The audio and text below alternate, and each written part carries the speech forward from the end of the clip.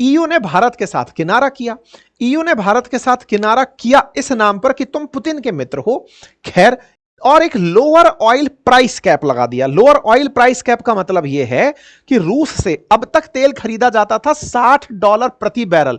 रूस से कह रखा था कि इससे ज्यादा तेल महंगा नहीं बेचोगे, अब उसको घटाकर कर दिया है 47 पॉइंट कुछ कुछ कि इतने डॉलर से ऊपर का तेल तुम नहीं बेचोगे। तो उसका तेल इतना सस्ता कर देंगे कि वो तेल निकालने में फायदेमंद नहीं रहेगा। तो खाला ने दूसरा पॉइंट ये कर दिया। खैर, हमारी सरकार कितना भी नॉमिनल खरीद रही हो, हमें एज ए उपभोक्ता कभी फायदा पहुंचा नहीं है। हम उपभोक्ता के नाम पर सरकार को उतना ही टैक्स बढ़ाकर देते हैं। जो तेल की कीमतें हैं वो लगातार, सरकार ने खूब सस्ता तेल खरीदा, हमने कईयों बार इस पर सेशन कर लिया, हम राजी बहुत हो लिए कि वाह हमने मजा कर लिया, लेकिन वो मजा पता नहीं अंबानी का हुआ कि भारत सरकार का हुआ, हम तक क्यों नहीं पहुंचा। प्राइस की कीमतों का जो हमारे पास कीमतों की जो कमी है ना, उसका लाभ हम तक नहीं पहुंचा। हां, भारत सरकार दुनिया से यह जरूर कहती है कि हमारे कारण दुनिया में तेल सस्ता है, लेकिन भारतीय लोग अभी भी पाकिस्तान से महंगा तेल खरीदते हैं। यह अपने आप में एक आयरनी है, इसके ऊपर भी चर्चा होना बनता है। और तीसरे में नाम हमारा आया और उसमें कहा गया, for the first time we are designated a flag registry and biggest Rosneft refinery in India. India का नाम बिगेस्ट रोजनेफ्ट रिफाइनरी के नाम पर आया और कहा कि our sanction also hit those indoctrinating Ukrainian children. ये बेलारूस के बारे में था। ये सब काम इन्होंने अपनी तरफ से कर दिए। कुल मिलाकर के हमारा नाम आया रोजनेफ्ट रिफाइनरी के लिए। बाय द वे, ये खला खलास कौन है जिनसे पिछली बार जाकर के पिछले ही महीने हमारे विदेश मंत्री मिलकर भी आए थे। तब मैडम कह रही थी कि आप और हम मिलकर के दुनिया के अंदर 1/4 पॉपुलेशन बनाते हैं और जीडीपी भी बनाते हैं। ऐसे में खाला बहुत नुकसानदायक रही।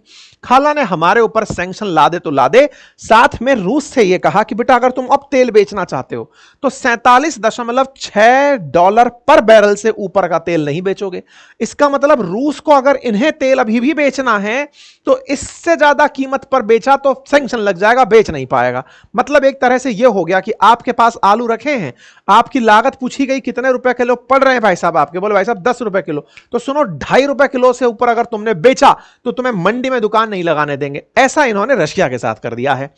साथ ही साथ में नॉर्ड गैस पाइपलाइन, जिससे रशिया यूरोप के देशों को, जर्मनी जैसे देशों को गैस भेजता था क्योंकि सर्दी में मरते थे ये लोग, उन पर पाबंदी लगा दी गई है। और 105 वेसल्स जो पुतिन की शैडो फ्लीट मानी जाती है उन पर बैन लगा दिया गया है और 55 मोर इंडिविजुअल और एंटिटीज पर सैंक्शन लगा दिया गया है। यूरोपियन काउंसिल ने इसे अपना 18वां पैकेज नाम दिया। हमने इतने सैंक्शन लगा दिए हैं। चलिए साहब, 18वें पैकेज को थोड़ा विस्तार से समझते हैं और इसको समझते हुए सबसे पहले इन वेसल्स की कहानी को समझते हैं। वेसल मतलब बोले तो जहाज, जहाज बोले तो पानी का जहाज। पानी का जहाज चलेगा तो पानी में, लेकिन कहानी कुछ और करेगा। क्या कहानी करेगा? ये वेसल दूसरे का नाम लेकर चलता है। मैं बाय द वे एक जानकारी देता हूं आपको। आपने कभी रोड पर फर्जीवाड़ा होते देखा है? क्योंकि देखो, मैं ना शराब के विभाग में रहा हूं और उसमें क्या होता था कि हरियाणा की सस्ती दारू राजस्थान से होकर गुजरात में बिकने जाया करती थी।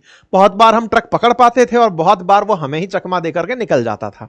करते क्या थे ये लोग? फर्जी नंबर डालते थे, गाड़ियों को ट्रेस ना हो इसलिए सीधे सूटा सूट निकल जाते थे, बॉर्डर क्रॉस करने के लिए दूसरे राज्य की गाड़ी का उपयोग करते थे, कई बार तो एम्बुलेंस में दारू भर करके ले जाते। फिल्मों में भी आपने जैसे देखा हो, इस तरह से चोरी छुपे माल को ले जाते थे ताकि टैक्स डिपार्टमेंट को पता ना चले कि हम लोग टैक्स इवेजन कर रहे हैं। ऐसे ही जहाज जब पानी में चलते हैं, देखो रास्ते में तो फिक्स रास्ता है कि आप इसी रास्ते से होकर निकलोगे, लेकिन समंदर तो अथाह है, धरती से कई गुना ज्यादा बड़ा है, यानी कि लैंड जो है उससे काफी ज्यादा विस्तृत समुद्र है। ऐसे में कोई जहाज अगर तैर के निकल गया और अपने साथ तेल ले गया और तेल लेकर के दूसरे देश में जाकर बेच आया। अब आप कहेंगे सर दिखेगा नहीं क्या सैटेलाइट से? तो ऐसे तो मैं पूछ लो, ट्रक नहीं दिखेगा क्या? लेकिन हो क्या रहा है, जहाज में क्या होता है कि कई बार इन जहाजों पर झंडा टांग देते हैं किसी ऐसे देश का जिस पर प्रतिबंध नहीं है। अब मान लो आल्टा माल्टा टाइप के किसी देश का आपने झंडा टांग दिया।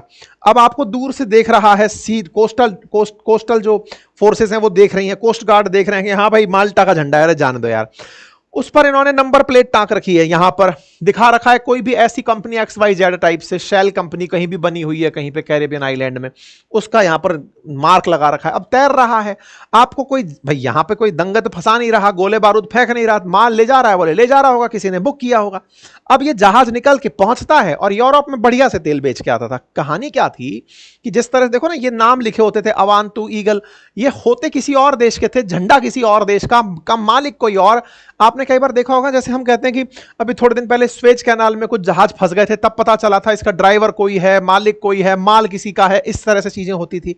अरे वो जो हूती नहीं थे जो स्वेज कैनाल के अंदर गोला फोड़ते थे रेड सी के अंदर, याद है?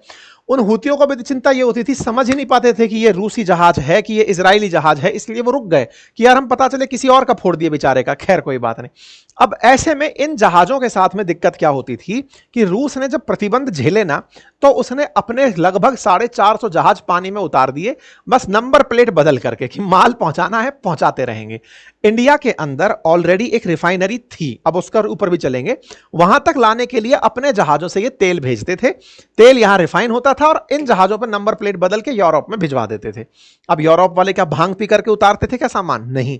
होता यह था कि वहां पर भी तो कोई पायरेसी करेगा, जिसको सस्ता तेल चाहिए, जिसको प्रतिबंधों से मुक्ति चाहिए, वो जहाज को पानी में बीच में छोड़ के अपने छोटे जहाजों से माल ले जाता था। तो ये बढ़िया चल रहा था, मतलब ये ऐसा ओपन सीक्रेट था। जैसे राज्य सरकारें कहती हैं, जैसे हमारे राजस्थान में कि 8 बजे बाद दारू नहीं मिलती, लेकिन दारू पीने वालों से पूछो सब जगह मिलती है। वही वाली स्थिति इनके साथ थी कि जहाज जो है वो जा रहा है यूरोप में, लेकिन सैंक्शन लगा हुआ है। कोई बात नहीं साहब, आपके देश में खड़े नहीं होंगे, आपसे थोड़ा दूर खड़े हो जाएंगे, अब ले जाओ हमसे। बिल्कुल वैसे बढ़िया चल रहा था, मतलब कारोबार इलीगल था लेकिन लीगल तरीके से चल रहा था। अब यूरोप वालों ने कहा अब हम ये भी नहीं करेंगे, हम स्ट्रिक्टली बिहार की तरह अब शराब बंदी कर रहे हैं। मजाक में है लेकिन ये सरकाज़म तगड़ा वाला है गुरु, मतलब आगे भी समझ जाइएगा। खैर, भारत ने अपनी तरफ से इनको खूब सारा तेल भिजवा दिया और ये तेल खरीद लिए। अब इस कहानी में ये रोज़नेफ्ट की कहानी क्या है उसको समझाते हैं। असल में ये रोज़नेफ्ट नाम की एक कंपनी है, जो रूस की सरकारी कंपनी कही जाए तो ठीक होगा। रूस की सबसे बड़ी ऑयल रिफाइन कंपनी है ये। असल में रिफाइन से ज्यादा ऑयल एक्सप्लोरेशन कंपनी है, जो तेल निकालती है जमीन में से, क्रूड ऑयल, और तेल निकाल करके रिफाइन करके भी बेचती है, और किसी को क्रूड चाहिए तो क्रूड भी बेच देती है। अब इसकी कहानी सुनो। इसने 2016 में, जैसे कि इसको पता था कि भविष्य में हमें कभी यूक्रेन से झगड़ा लड़ना है, इस तरह से इसने पहले ही प्लानिंग करके 2016 में भारत के अंदर एक कंपनी हुआ करती थी एसआर। आपने देखा होगा कि लाल कलर का पेट्रोल पंप हुआ करता था एसआर के नाम से। भारत में लगभग 3500 पेट्रोल पंप थे एसआर के नाम से। इसमें एस जो है ना वो शशि रुइया था और दूसरा आर जो था वो रवि रुइया था। दो भाई थे, राजस्थान के थे, है ना। तो ये दो भाइयों की एक कंपनी थी एसआर। इस एसआर कंपनी का भारत में प्राइवेट मार्केट बहुत बड़ा था। इस कंपनी को 2016 में रोज़नेफ्ट ने 13 बिलियन डॉलर, 12.9 बिलियन डॉलर में 49% स्टेक परचेज कर लिए। मतलब ये समझिए कि उस साल में, दिसंबर 2016 की बात है ये, 17 के अंदर कहा गया था कि भारत की एनर्जी सेक्टर की सबसे बड़ी फॉरेन डायरेक्ट इन्वेस्टमेंट घटना घटी थी ये, कि इतना सारा पैसा देकर के हम लोगों ने, मतलब रशिया ने हमको इतना पैसा दिया और हमारी एक कंपनी का 50% हिस्सा खरीद लिया। आजकल आप लोगों ने अगर पेट्रोल पंप देखा हो तो ये एसआर नाम से तो कई जगह से अब हटने लग गए और एक नया नाम आ गया है नायरा। अगर आपने देखा हो, इस नायरा का नाम भी चक्कर क्या है, नया एरा, नया युग के नाम से नायरा आया हुआ है। ठीक है, ये वही नायरा है। तो जो रूस की कंपनी थी ना रोज़नेफ्ट, उसने 50% के आसपास स्टेक परचेज किया एसआर का और नया नाम रख दिया एसआर का नायरा।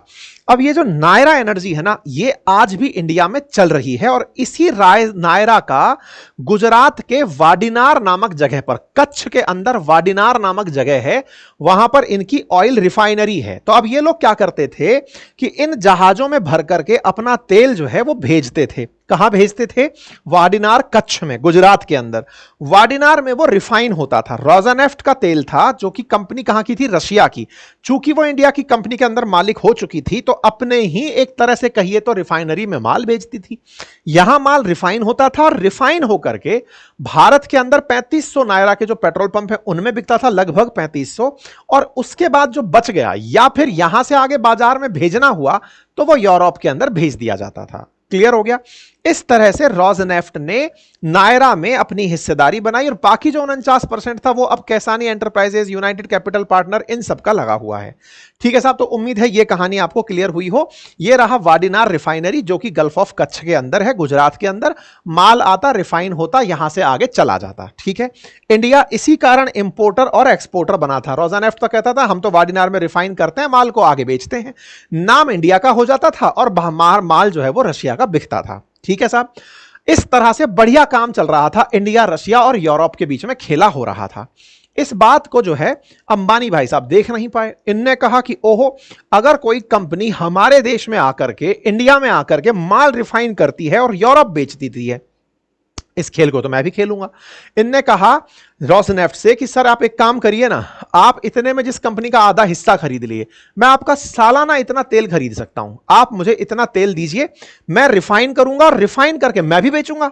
बोले हाँ ये तो डील बढ़िया है। भाई साहब ये डील ले लिए 10 साल के लिए। क्या डील लिए कि 12-13 बिलियन डॉलर के आसपास का रोजनेफ्ट से तेल परचेज करेंगे सालाना। मुकेश अंबानी ने साइन कर लिया एग्रीमेंट पिछले साल दिसंबर में, 12-13 billion a year for Russian Rosneft for 10 years, 10 साल के लिए, कि साहब मुझे आप तेल दिए जाओ, मैं रिफाइन करूंगा। कहां करूंगा? जामनगर रिफाइनरी में। जामनगर रिफाइनरी वर्ल्ड की सबसे बड़ी प्राइवेट रिफाइनरी है और इस रिफाइनरी में बोले मैं साफ करके आपका तेल दुनिया को बेचूंगा। तो कुल मिलाकर इंडिया ने खेला क्या खेला? रोजनेफ्ट से तेल खरीदा, नायरा में आया, वाडिनार में आया या जामनगर में, जाकर हमारे देश में भी काम आया और दुनिया में भी काम आया। अंबानी के साथ फायदा क्या रहा? इस कंपनी में रोजनेफ्ट का हिस्सा नहीं है, इसलिए इसे अभी बैन नहीं मिलेगा। लेकिन जो वाडिनार है उसे बैन मिलेगा। क्यों मिलेगा? क्योंकि वो रोजनेफ्ट का ही हिस्सा है, इसलिए वाडिनार का नाम रोजनेफ्ट इंडिया लिखा आया है।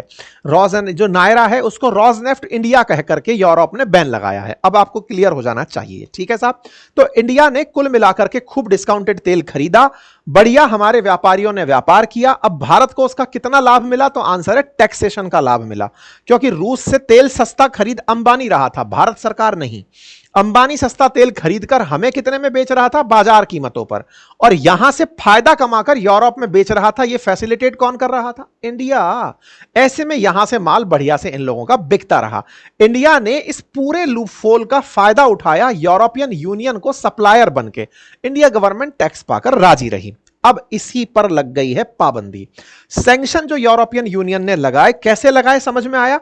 ट्रंप महोदय की बात इन्होंने मानी, इसको आगे पसाया कि भैया जाओ अब रोजनेफ्ट का जो ऑयल आ रहा है उसे रोक दो। अब इस सैंक्शन के अंदर एक और देश का लफड़ा फंस गया। यूरोप का एक देश था चेक रिपब्लिक नाम से, जिसकी राजधानी प्राग है, बॉलीवुड वाले दिखाते हैं। उस चेक रिपब्लिक से भी कहा गया कि बेटा तुम भी अब तेल नहीं खरीदोगे। ये बेचारा खरीद लेता था थोड़ा बहुत तेल, इसको भी सैंक्शन में मार दिया गया है। इसके साथ साथ यह कहा गया कि रूस को मिलिट्री इक्विपमेंट ट्रांसफर करने वाली जो चाइनीज कंपनी है उनको भी सैंक्शन लगाया जाएगा।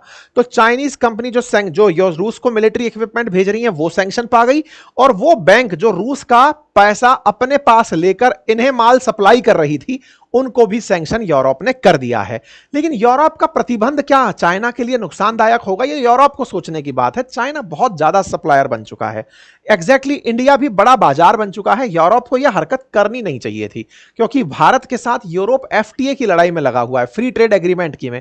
अगर ये घटनाएं घटेंगी तो भारत के साथ फ्री ट्रेड एग्रीमेंट इनका चल नहीं पाएगा। आपको याद हो तो थोड़े दिन पहले जब नाटो चीफ ने भारत के खिलाफ बयान दिया था, तो उसके खिलाफ भारत का बयान आया कि भाई हम नहीं सुनेंगे इन सब बातों को, हमारी एनर्जी सिक्योरिटी हमारी प्रायोरिटी है, और हम ऐसा करके इस मामले पर नाटो से कहेंगे कि डबल स्टैंडर्ड मत दिखाओ। और आज भी हमारे जो ऑयल पेट्रोलियम मंत्री हैं उन्होंने ये बात रखी है कि भाई हम दुनिया से तेल खरीदते हैं, रशिया से तेल खरीदते हैं, सैंक्शनड नहीं है वो तेल, वो सैंक्शनड नहीं है, उस पर कैप लगा हुआ है कि वो $60 प्रति बैरल से ऊपर नहीं बेच सकता। अब कर दिया है $47 प्रति बैरल से ऊपर नहीं बेच सकता। प्रतिबंधित थोड़ी है, हमें उतने में भी दे रहा है तो हम ले रहे हैं। अगर हम सस्ता तेल ले रहे हैं, इससे हमने दुनिया में मांग और आपूर्ति के अंदर जो बैलेंस स्थापित किया है। अगर हम मान लीजिए रूस से तेल लेना बंद कर दें और रूस का तेल मार्केट में आना बंद हो जाए, तो बोले तेल का भाव $100 प्रति बैरल से ऊपर चला जाएगा, जो आज बहुत ही नॉमिनल कीमत पर चल रहा है। खैर, हमारी सरकार कितना भी नॉमिनल खरीद रही हो, हमें एज ए उपभोक्ता कभी फायदा पहुंचा नहीं है। हम उपभोक्ता के नाम पर सरकार को उतना ही टैक्स बढ़ाकर देते हैं। जो तेल की कीमतें हैं वो लगातार, सरकार ने खूब सस्ता तेल खरीदा, हमने कईयों बार इस पर सेशन कर लिया, हम राजी बहुत हो लिए कि वाह हमने मजा कर लिया, लेकिन वो मजा पता नहीं अंबानी का हुआ कि भारत सरकार का हुआ, हम तक क्यों नहीं पहुंचा। प्राइस की कीमतों का जो हमारे पास कीमतों की जो कमी है ना, उसका लाभ हम तक नहीं पहुंचा। हां, भारत सरकार दुनिया से यह जरूर कहती है कि हमारे कारण दुनिया में तेल सस्ता है, लेकिन भारतीय लोग अभी भी पाकिस्तान से महंगा तेल खरीदते हैं। यह अपने आप में एक आयरनी है, इसके ऊपर भी चर्चा होना बनता है। खैर, जो भी है, भारत सरकार अब इस तरह से कैसे आगे करती है तो देखने वाला विषय होगा। कुल मिलाकर के यूरोपियन यूनियन ने हमारे साथ क्या किया वो मैंने आपको बता दिया। क्या इस पर कोई प्रतिक्रिया आई अभी तक? प्रतिक्रिया स्वरूप चाइना एज यूजुअल बाहर निकल करके आ गया और उसने साफ साफ कह दिया कि ईयू के फ्रेश सैंक्शंस पर हम पूरी तरह से खिलाफ हैं। वी नेवर प्रोवाइड कोई लीथल वेपन, हमने कोई आज तक दिया नहीं, और हम इसके इंटरनेशनल लॉ के साथ साथ जो भी है मतलब प्रतिक्रिया आती है, ऐसे भारत की भी प्रतिक्रिया आ चुकी है। ठीक है साहब, उम्मीद है आप सभी साथियों को सारी जानकारी प्राप्त हो गई होंगी। आप इस विषय पर क्या सोचते हैं? क्या आपको नहीं लगता कि जब हमको सस्ता तेल खरीदने में मिला तो उसका लाभ हमें भी मिलना ही चाहिए था, ताकि यूरोप के साथ हमारे सैंक्शन लगे हो तो अंबानी को नुकसान हुआ हो उसका दुख हमें ना होता? ये सारी बातें आने वाली चीजों में आप कमेंट बॉक्स में जरूर बताइए। जानकारी पसंद आई हो तो साथियों से साझा करें, चैनल पर नए हैं तो सब्सक्राइब कर लें। फिलहाल के लिए इतना ही, शुभ रात्रि।